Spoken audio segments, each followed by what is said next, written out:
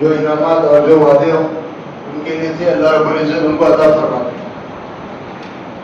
آج ہمارا ایمان دوستوں بزرگوں بہت کمزور ہے، ہماری نگاہیں چیزوں پر ہے، چیزوں سے چیزیں بنتی ہیں، ہماری نگاہیں اللہ کی ذات پر نہیں ہے، اللہ کی قدرت پر نہیں ہے، اللہ کی ربوبیت پر نہیں ہے، اللہ کے وعدوں پر نہیں ہے، اللہ کے وعیدوں پر نہیں ہے۔ ہم نے دنیا کو مقصد بنا لیا، جبکہ دوستوں بزرگوں دنیا بقدر ضرورت ہے اور آخرت مقصد ہے۔ یہ دنیا ختم ہونے والی فانی ہے، اللہ و باقی من کل فانی، اللہ باقی رہیں گے، باقی ساری چیزیں ختم ہو جائیں گی، پھر اللہ رب العزت دوبارہ وجود لائے گا۔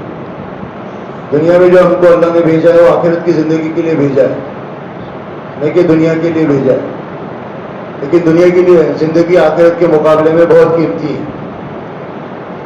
یہاں جو ہم عمل کریں گے اس کا بدلہ کل قیامت کے دن اللہ رب العزت ہمیں عطا فرمائے۔ دنیا دار الامتحان ہے، دنیا آخرت کی کھیتی ہے، دنیا مزرعۃ الآخرہ۔ یہاں جو عمل کریں گے اس نے فرمایا اللہ رب العزت نے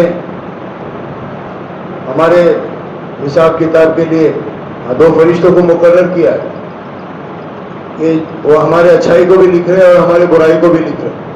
فَمَن يَعْمَلْ مِثْقَالَ ذَرَّةٍ خَيْرًا يَرَهُ وَمَن يَعْمَلْ مِثْقَالَ ذَرَّةٍ شَرًّا يَرَهُ، کہ تمہارے ہر خیر کو بھی لکھا جا رہا ہے اور تمہارے ہر شر کو بھی لکھا جا رہا ہے۔ تم آزاد نہیں، تمہارے پیچھے فرشتوں کو رکھا ہوا ہے۔ لیکن دنیا کے اندر رہتے ہوئے انسان کے ساتھ حالات ہیں، ضرورتیں ہیں، چیزیں ہیں، اللہ چیزوں میں رکھ کر ہم کو آزمائیں گے کہ اس کے اوپر جب حالات آتے ہیں تو یہ کون سا راستہ اختیار کرتا ہے، یہ خوشحالی میں کیسا راستہ اختیار کرتا ہے، یہ بدحالی میں کیسا راستہ اختیار کرتا ہے، اللہ رب العزت آزمائیں گے۔ اس لیے دنیا فرمایا آزمائش کی جگہ ہے، اور اللہ کے رسول نے فرمایا جس کا حدیث پاک کا مفہوم و خلاصہ ہے دنیا سجن المومن و جنت الکافر، دنیا مومنوں کے لیے ایسی جیسے قید خانہ اور کافروں کے لیے ایسی جیسے جنت۔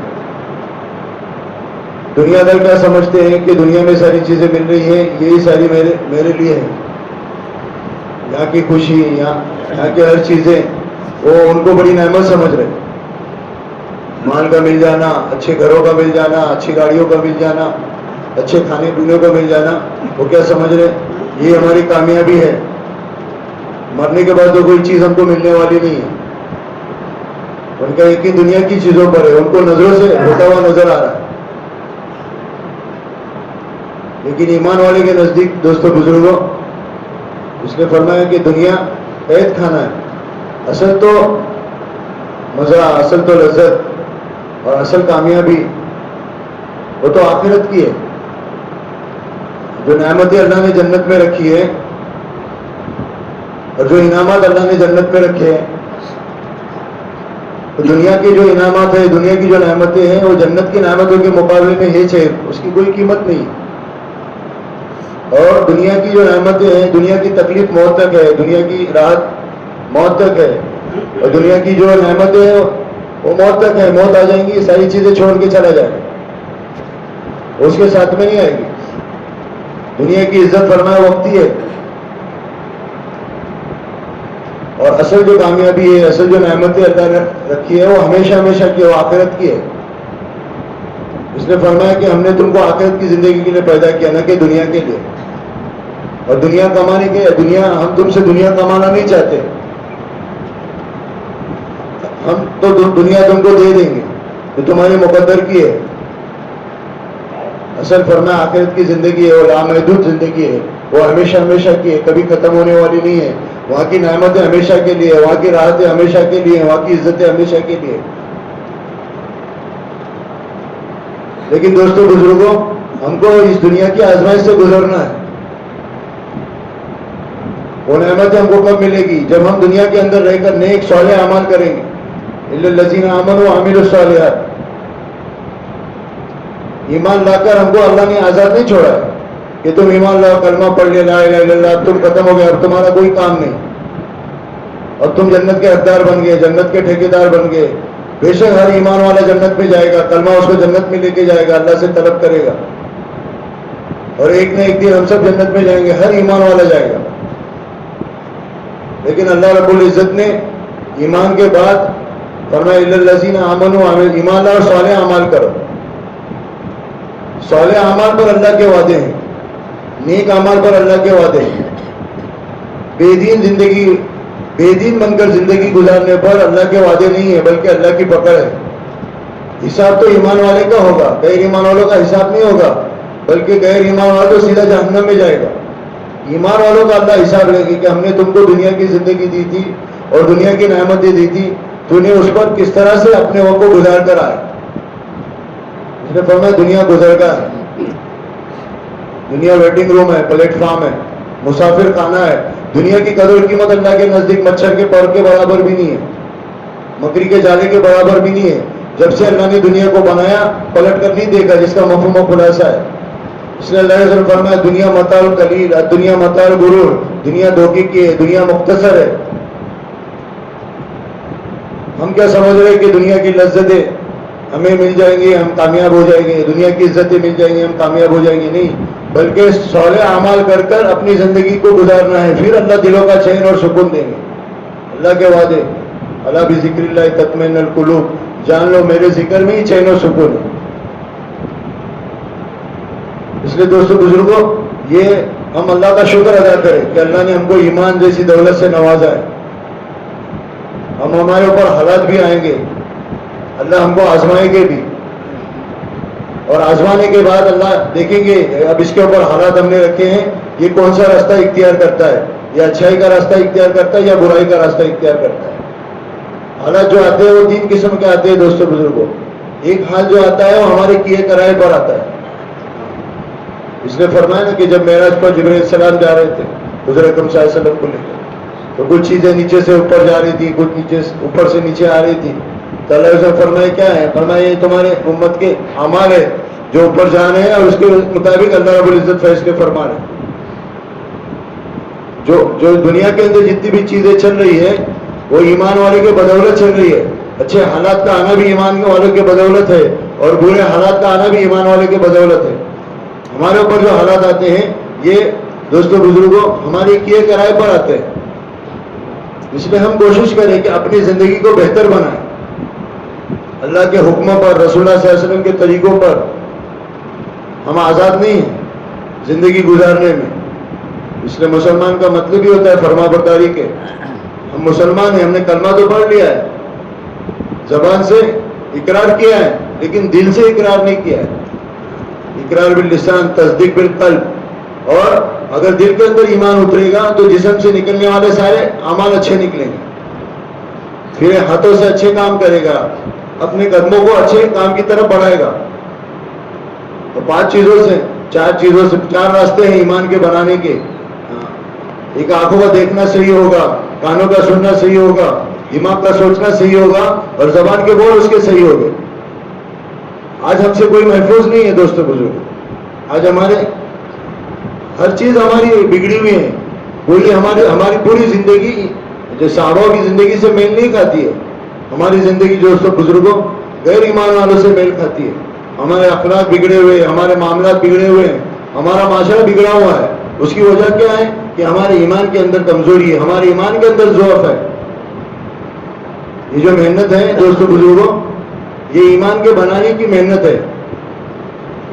صحابہ اکرام رضی اللہ تعالیٰ عنہ اجمعین دو چیزوں پر ہمیشہ محنت کرتے تھے، اور دو چیزوں پر ہمیشہ فکر مند رہتے تھے. اور ہم ہمیشہ ہمارا اس کا الٹا ہے، ہمارا برخلاف ہے. ہم بھی دو چیزوں پر محنت کرتے ہیں اور دو چیزوں کی فکر میں رہتے ہیں. صحابہ جو ہے دو چیزوں پر محنت کرتے تھے کہ ہمارا ایمان کس طرح بڑھے اور ہمارا ایمان کس طرح بچے. اب وہ ایمان کے بڑھانے کی محنت میں رہتے تھے. اور ایسے جلیل القدر صحابہ ہمیشہ اپنے ایمان کے بارے میں متفکر رہتے تھے، فکر مند رہتے تھے، اور ایک دوسرے کو ایمان کی تلقین کرتے تھے. آؤ کلمہ پڑھ لے، آؤ ایمان کو تازہ کریں، آؤ ایمان کو مذاکرے کریں. اور ہمیشہ ایک دوسرے کو ایمان کو کہا کرتے تھے، اللہ کی بڑائی کو، اللہ کی وحدانیت کو، اللہ کی ربوبیت کو ہمیشہ ہم اپنے سامنے اللہ رب العزت کو حاضر و ناظر سمجھتے تھے. نماز کے اندر بھی ہے, عبادات کے اندر ہے, معاملات کے اندر ہے, گھر والوں کے اندر ہے, جماعتوں کے اندر ہے, جہاد کے اندر ہے. چاہے کیسی بھی مشغولیت ہو, وہ اللہ رب العزت کی ذات کو کبھی بھولتے نہیں تھے. ہمیشہ اللہ کو سامنے رکھ کر اپنی زندگی گزارتے تھے اور رسول اللہ صلی اللہ علیہ وسلم کے طریقوں کے مطابق زندگی گزارتے تھے. اس لیے ہمیشہ ان کے دل میں اللہ کا ڈر, اللہ کا تقوی, اللہ کا خوف رہتا تھا. ایسا بھی معاملہ آ جائے, ایسا بھی حال آ جائے, صحابہ کرام ہمیشہ اللہ کی طرف متوجہ ہوتے تھے. ہمارے اوپر کوئی حال آتا ہے دوستوں بزرگوں, تو ہم دنیا دار ہونے کی وجہ سے چیزوں پر, شکلوں پر, عہدے دار پر, اور تاجر ہے تو تجارت کے کون بڑا ہے اس کے اوپر نگاہ جاتی ہے, کاشتکار ہے تو کاشتکاری کا بڑا کون ہے اس پر نگاہ جاتی ہے, سیاسی کام ہے تو سیاست دان پر نگاہ جاتی ہے. ہمارے پر کوئی بھی حال آتا ہے, اگر بیماری ہے تو اچھے سے اچھا ہاسپٹل کون سا ہے, اچھے سے اچھا ڈاکٹر کون سا ہے, ہماری نگاہ فوراً اس طرف جاتی ہے. ہماری نگاہ اللہ کی ذات پر نہیں جاتی ہے. صحابہ کی نگاہ کوئی جب بھی حال آتا تھا تو فوراً نماز کی طرف جاتے تھے. اب راستہ اللہ نے دیا ہے, اللہ سے لینے کا راستہ, اللہ سے اللہ کو منوانے کا راستہ, حال کو درست کرنے کا راستہ جو اللہ نے دیا ہے. کیونکہ دنیا سبب ہے, اللہ نے سبب کے اندر رکھا ہے. اللہ دیں گے, ڈائریکٹ بھی دیں گے, بغیر سبب کی دیں گے, سبب کے ساتھ بھی دیں گے. سبب کے اللہ محتاج نہیں ہے, اللہ مسبب الاسباب ہے. سبب کو اللہ نے ہمارے حوالے کیا ہے, لیکن فیصلے اللہ کے ہاتھ میں. اب اللہ دیکھیں گے ابھی جس کا جس لیول کا ایمان ہوگا اس لیول کا وہ سبب اختیار کرے. ایمان کمزور ہوگا تو غلط اسباب اختیار کرے گا, ایمان مضبوط ہوگا تو صحیح راستہ اختیار کرے گا. پھر علماؤں کے پاس جائے گا, حال آئے گا تو علماؤں سے تحقیق کرے گا کہ میرے اوپر یہ حال آیا ہے, میرے گھر میں یہ حال ہے, شادی بھی ہے, کاروبار کا معاملہ ہے, سفر کا معاملہ ہے, بزنس نیا شروع کرنا ہے, کوئی بھی ایسی چیزیں ہیں, وہ پہلے علماء سے رابطہ کرے گا, تحقیق کرے گا تاکہ میرا عمل صحیح ہو جائے, میرا اللہ مجھ سے راضی ہو جائے.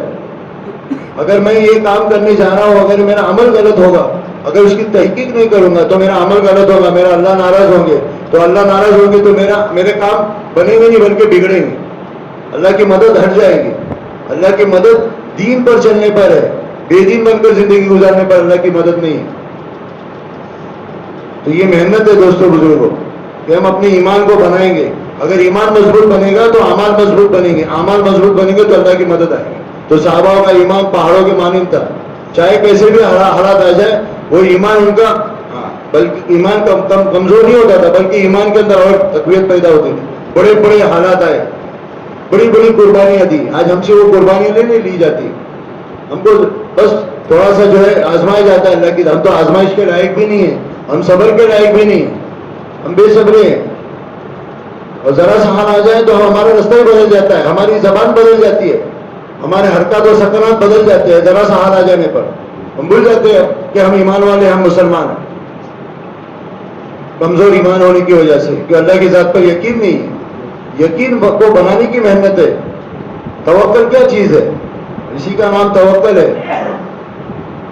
ہم اللہ کی ذات پر توکل کریں. اب یہ حال آیا ہے, یہ حال اللہ کی طرف سے ہے, تو میرا یقین, میرا ایمان اللہ کی ذات پر ہے. اس حال سے اللہ ہی مجھے نکالیں گے, کوئی اسباب یا کوئی سبب مجھے حال سے نہیں نکالے گا. تو اللہ کی طرف سے آزمائش ہے. دوسرا جو حال آتا ہے وہ اللہ کی طرف سے امتحان کے لیے آتا ہے. اللہ امتحان لیتے ہیں. اب اس کو بیماری دیا ہے تو اب یہ کیسا اپنا وقت گزار رہا ہے اس بیماری کے اندر, نماز پڑھ رہا ہے کہ نہیں پڑھ رہا ہے. اس لیے فرمایا نماز کسی صورت میں معاف نہیں, اشاروں سے بھی نماز پڑھنے کے لیے حکم کیا گیا. آخری زمانے میں اللہ کے رسول صلی اللہ علیہ وسلم لوگوں کے سہاروں سے جو ہے مسجد تک پہنچ کر نماز جماعت کے ساتھ پڑھتے تھے. ہمارا ذرا سر کا درد ہو جائے, ہمارا ذرا سا پیٹ کا درد ہو جائے تو ہم مسجد تک ہمارا قدم نہیں بڑھتا ہے, ہم گھر کے اندر ہی نماز پڑھ لیتے ہیں. ہم اپنے آپ کو بڑے نمازی سمجھتے ہیں, بڑے دیندار سمجھتے ہیں. اب نہیں, میں بیمار ہو گیا ہوں, اللہ مجھ پر, میں بیمار ہو گیا, اب مجھ سے چلا نہیں جا رہا, اب میں نماز گھر میں پڑھ لوں گا ذرا سا.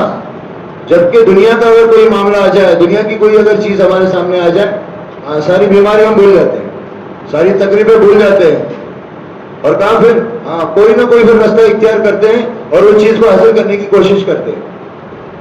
سبب اللہ نے رکھا ہے کہ نماز پڑھو, اللہ سے مانگو نماز پڑھ کے.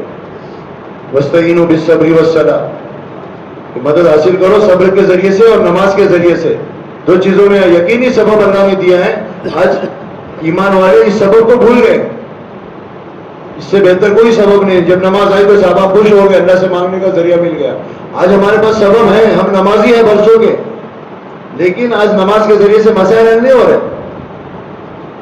یقینی سبب ہونے کے بعد بھی ہمارا 2 رکعت نماز پڑھ کے اگر کوئی مسئلہ حل ہو جاتا ہے تو ہم کو تعجب ہوتا ہے کہ میرا کام ہو گیا, میں نے نماز پڑھ لیا. جبکہ تعجب ہے اس شخص پر کہ نماز پڑھ اور مسئلہ حل نہ ہو. کیونکہ نماز کو جاندار ایمان بنے گا تو نماز بنے گی. نماز کمزور ہے اس لیے اعمال کمزور ہے. اس لیے فرمایا کہ زندگی صفت صلاۃ پہ آ جائے. صفت صلاۃ کیا ہے کہ نماز میں جس طرح سے ہم اللہ کے حکم اور رسول صلی اللہ علیہ وسلم کے طریقوں پر زندگی گزارتے ہیں اس طرح باہر کی زندگی بھی ہماری صفت صلاۃ پہ آ جائے. باہر کی زندگی اگر صحیح بنے گی تو نماز صحیح بنے گی, نماز صحیح بنے گی تو باہر کی زندگی صحیح بنے گی. تعلق نماز سے. نماز کو پڑھ رہے ہیں لیکن دھیان اللہ کا نہیں ہے. جس کا دھیان ہونا چاہیے اس کا دھیان نہیں, بلکہ ساری چیزوں کا دھیان آ رہا ہے لیکن دھیان اللہ کا نہیں آ رہا. اور صحابہ جب نماز پڑھتے تھے تو ہر نماز ان کے لیے ان کی نماز معراج ہوا کرتی تھی. اس لیے حدیث کا مفہوم و خلاصہ ہے صلاۃ المعراج المومنین. نماز مومن کی معراج ہے. رسول اللہ صلی اللہ علیہ وسلم نے ایک بار معراج کی, لیکن اس امت کے لیے 5 وقت معراج ہے کہ وہ اللہ کے سامنے کھڑا ہو رہا ہے. اب وہ اللہ سے باتیں کر رہا ہے, وہ اللہ کو دیکھ رہا ہے, اللہ اس کو دیکھ رہے. آج ہماری نماز میں کھڑے ہوتے ہیں دوستوں بزرگوں, اس نے فرمایا نا قیامت کی نشانیوں میں سے ایک نشانی ہے, حدیث پاک کا مفہوم ہے کہ مسجد بھری ہوئی ہوگی, ایک بھی نمازی خوشی و خضوع کے ساتھ نماز پڑھنے والا نہیں ہوگا. ہم سوچیں ہماری زندگی میں کہ ہم نے ابھی پچھلی زندگی میں ہم نے جو نماز پڑھی کہ پوری 4 رکعت فرض نماز میں یا پوری 2 رکعت فرض نماز میں ہمارا پورے کا پورا دھیان 100% نماز میں ہے کہ نہیں ہے. جائزہ لیں ہماری زندگی کا کہ وہ نماز ہماری کیسی بنے گی. ایسے نہیں صحابہ 2 رکعت نماز پڑھ کے مسائل کو حل کرتے تھے اور بن چکی کو چالو کیا, جیل کے اندر بارش کو برسایا, کھیتوں میں پانی کو برسایا, بچہ جو ہے مر چکا ہے اس کو زندہ کرایا. 2 رکعت نماز کے اندر طاقت ہے. آج ہمارا یقین نہیں نماز سے ہونے کا, اس لیے نماز کے اندر جان نہیں ہے. اس لیے کہتے نا کہ کسی کی کوئی چیز گھوم گئی اور اس سے کسی نے کہا کہ بھائی نماز پڑھ لے, وہ چیز یاد آ جائے گی نماز پڑھنے کے بعد. نماز پڑھ لیا, نماز کی نیت باندھ لیا, 1 رکعت ہو گئی, دوسری رکعت کے رکوع میں اس کو یاد آ گیا کہ میرا جو ہے چیز گھوم گئی تھی اور فلانی جگہ پہ میں بھول گیا ہوں. رکوع کی حالت میں ہی نماز کو چھوڑ کر وہ چیز لانے کے لیے چلا گیا. یہ ہماری نماز کا حال ہے. اس نے فرمایا قرآن میں خود اللہ فرما رہے قد افلح المؤمنون الذین هم فی صلاتهم خاشعون. فلاح پا گئے, کامیاب ہو گئے وہ شخص جن کی نمازوں میں خشوع اور خضوع ہے. آج خشوع و خضوع نہیں ہونے کی وجہ سے کامیابی نہیں مل رہی ہم کو, زندگی نہیں بن رہی ہے. کیونکہ نماز بنے گی اس لیے قیامت کے دن سب قبر کے اندر ایمان کا سوال ہوگا سب سے پہلے, اور قیامت کے دن سب سے پہلے نماز کا سوال ہوگا. کیونکہ جس کی نماز مکمل نکلے گی اس کے سارے اعمال مکمل نکلیں گے. اس کا مطلب کیا علماء فرماتے ہیں کہ نماز جاندار بنے گی تو وہ سچائی پر آئے گا, پھر وہ جھوٹ سے بچے گا, غیبت سے بچے گا, دھوکے سے بچے گا, زنا خوری سے بچے گا, بدنگاہی سے بچے گا, ہر برائی سے بچے گا. کیونکہ نماز کی صفت ہے ان الصلاۃ تنہی عن الفحشاء والمنکر, کہ نماز تمام برائیوں اور بیائی سے روکتی ہے. آج ہم کو نماز ہمیں برائی سے نہیں روک رہی ہے. اب نماز مکمل نہیں تو پھر قیامت کے دن نماز تو لے کر جائے گا, لیکن جیسی نماز چاہیے تھی ویسی نہیں لے کے جائے گا, تو نماز کمزور بنے گی تو اس کی پکڑ ہوگی. کیونکہ نماز جاندار بنایا نہیں, تو نماز کو بھی جاندار بنانے کی محنت ہے, اس کی دعوت ہے کہ اللہ کی طرف لوگوں کو بلاؤ, کہ اللہ کے وعدے ہیں لوگوں کے سامنے نماز کی فضیلت کو رکھو. جس طرح ایمان کی فضیلت ہے اسی طرح نماز کی فضیلت ہے کہ نماز پر اللہ کیا دیں گے. آج دوستوں بزرگوں کہ جو 5 وقت نماز کا اہتمام کرتا ہے اللہ 5 انعامات دیتے ہیں. اس میں سب سے بڑا انعام اللہ رزق کی تنگی کو دور کر دے. ایک انعام دنیا کا ہے لیکن وہ سب سے بڑا انعام ہے.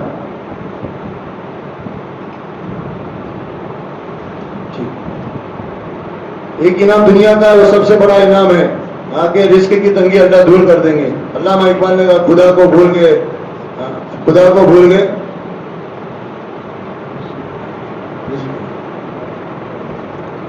علامہ اقبال نے کہا خدا کو بھول گئے فکر روزی میں, خیال رزق رزاق کا خیال میں. آج روزی کے لیے ہم دوستوں بزرگوں مارے گھوم رہے. آج وہ روزی کی تنگی رزق کی تنگی اللہ نے کو دور کرنے کے وعدے نماز میں رکھے, لیکن نماز کو جاندار بنانا ہے, اس لیے اس کی بھی ایک محنت ہے, اس کی ایک دعوت ہے. تو یہ ان ساری چیزوں کو اپنی زندگی میں لانے کے لیے ایک مستقل محنت ہے کہ ہم اللہ کو بولے, اللہ کی بڑائی کو, اللہ کی قدرت کو, اللہ کی وحدانیت کو, امت پہ چل پھر کر اس کی دعوت دیں. جتنی دعوت دیں گے وہ دعوت سب سے پہلے ہمارے دل کے اندر اثر کرے گی. اور دنیا کو بول رہے تو دنیا کی چیزیں, دنیا کی باتیں دل کے اندر اثر کر رہی ہے, اور ایمان کی, اعمال کی, آخرت کی باتیں لوگوں کے سامنے ہمارے تذکرے اور مذاکرے ختم ہو گئے. اس لیے چیزوں اور شکلوں کی حقیقت دل کے اندر آ رہی ہے, اصل حقیقت جو آنی چاہیے تو نہیں آ رہی ہے. اس لیے اس کی ایک مستقل محنت ہے. اس محنت کے لیے اللہ کے راستے میں نکالا جاتا ہے, بار بار, ایک بار نہیں بلکہ بار بار اللہ کے راستے میں جان کو, مال کو لے کر. یہ جو اللہ کی دی ہوئی نعمت ہے اس کو اللہ کے راستے میں چلیں گے, پھریں گے. امت کا درد, امت کی فکر ہمارے دل کے اندر آئے گی. آج دیکھیے لوگوں کیا حال ہے کہ لوگ ایمان والے 60 سال کا 70 سال کا بزرگ ہوا ہے, زندگی پوری کھیتوں میں اور بزنس میں اور کاروبار میں جا رہی ہے, لیکن جمعہ کی نماز کی بھی توفیق نہیں ہو رہی. آج ہم اگر فکر نہیں کریں گے دوستو بزرگوں, اگر ہم دائی بن کر نہیں زندگی گزاریں گے تو ہم مدعو بن کر زندگی گزاریں گے, اور پھر ہم ساری ضرورتیں اپنی اور گھر والوں کی ناجائز طریقے سے پورا کرنے پر آمادہ ہو جائیں گے, اور بے دین بن کر زندگی گزاریں گے. اس لیے اپنی زندگی میں دین کی محنت کرنا یہ بہت ضروری ہے. یہ ہم سب کی فکر ہے. اس فکروں کو انشاءاللہ ہم بھی کریں گے, اپنی ذات سے شروع کریں گے, اپنے گھر والوں پر بھی محنت کریں گے, اور پورے عالم کو اپنی زندگی میں, عالم کی فکروں کو اپنی زندگی میں لانے کی فکر کو پیدا کریں گے سب انشاءاللہ تعالیٰ. اللہ تعالیٰ مجھے آپ کو کہنے سننے زیادہ عمل کی توفیق عطا فرمائے, اور کہنے سننے میں جو غلطی کو ہوتا ہے اللہ تعالیٰ معاف فرمائے. Subscribe now and press the bell icon. Never miss an update.